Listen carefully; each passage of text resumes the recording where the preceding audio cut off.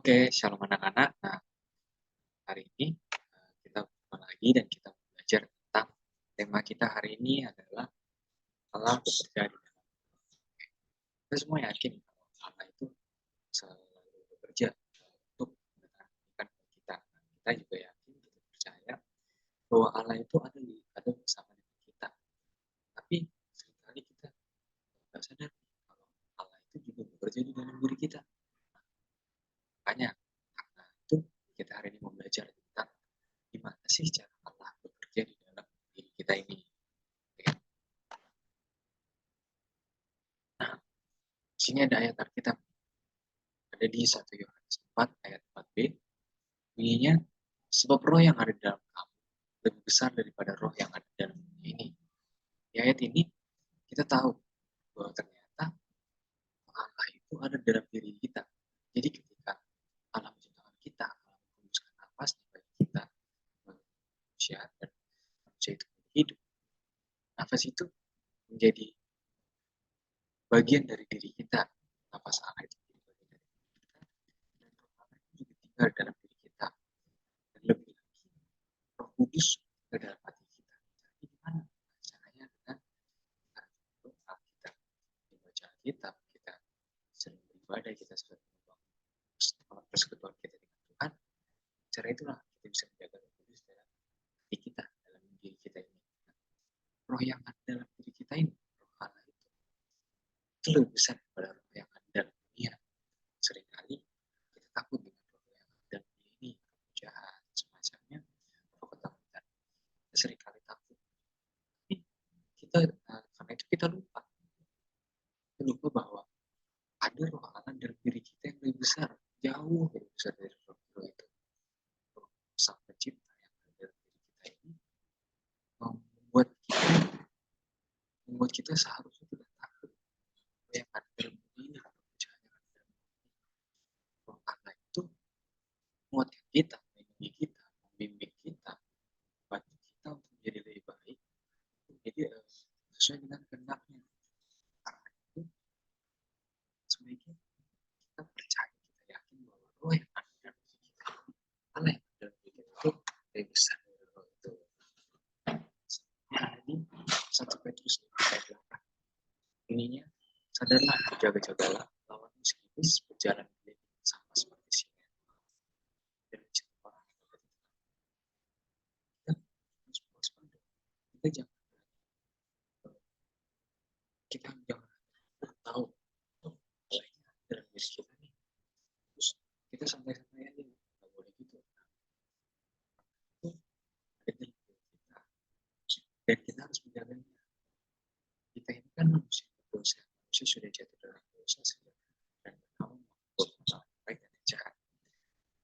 Manusia itu menjadi rentan dengan dosa, menjadi rentan dengan jahat, rentan untuk berdosa, mudah sekali untuk berdosa. Itu kita harus menjaga Allah yang sampai kita tunduk. Caranya gimana? Sama seperti tadi, doa, baca kita, beribadah, bangun persekutuan yang kita, supaya diri kita ini sesuai dengan kehendak Allah, hidup sesuai dengan kehendak Allah, dan akhirnya iblis yang berjalan keliling sama seperti singa malam ini, dia sedang mencari kesempatan untuk menjadi kita. Jika kita dekat dengan Tuhan, jika kita menjaga roh kita dengan Tuhan, kita mampu menjaganya supaya tidak terkena atau mendengar atau mengikuti hasutan si iblis itu. Kita harus fokus dan kita harus kuat, kita harus tetap kita. Oke, nah, soal ketakutan, seringkali kita ragu dengan diri kita ini dengan cara kita takut. Nah, di sini tiga ketakutan, sebenarnya banyak banget yang kita takuti. Selain itu ada juga banyak juga jenisnya. Ini Bapak mau ambil tiga ketakutan yang sering banget kita alamin. Nah, seringkali kita ini tahu gelap,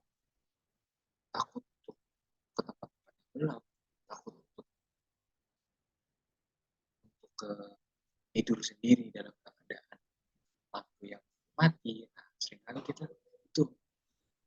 Nah, ini berhubungan juga dengan takutan yang kedua nih, itu takut hantu. Nah, seringkali takut kebetulan ada sesuatu sosok yang ada dalam gelapan itu. Contohnya seperti hantu. Nah, seringkali kita takut dengan hantu. Padahal kita lihat lagi dari ayat yang tadi bahwa roh aneh dari diri kita itu lebih kuat dari roh yang ada dalam dunia. Kuat dari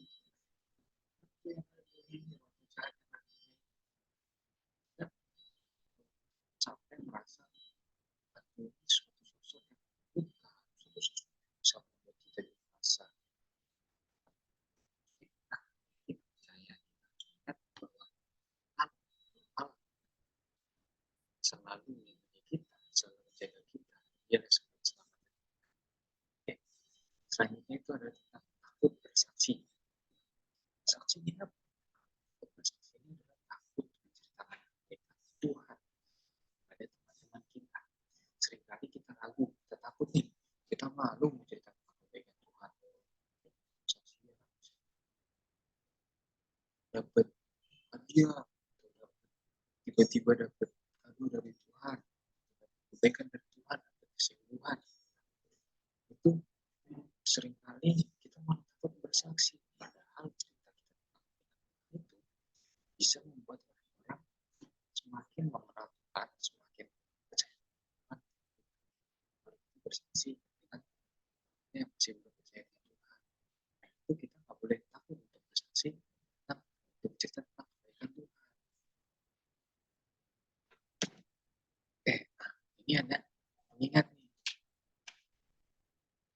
Dan itu yang pertama ada roh Allah menguatkan kita dan bekerja di dalam kita. Roh Allah ini kita yakin percaya dia ada dalam kita, baik bagi kita, baik sama dengan kita, dan kita juga harus menjaganya. Dan roh Allah ini bekerja di dalam kita, yang mendatangkan penghiburan, sukacita, yang menguatkan kita, menolong kita, membimbing kita, membina kita, supaya kita bisa menjadi serupa dengan kehendak Allah. Karena itu kita harus berhenti takut dulu, takut dengan hantu, gelap, juga takut harus berhenti takut yang kita mau, kita fokus, kita mau yakin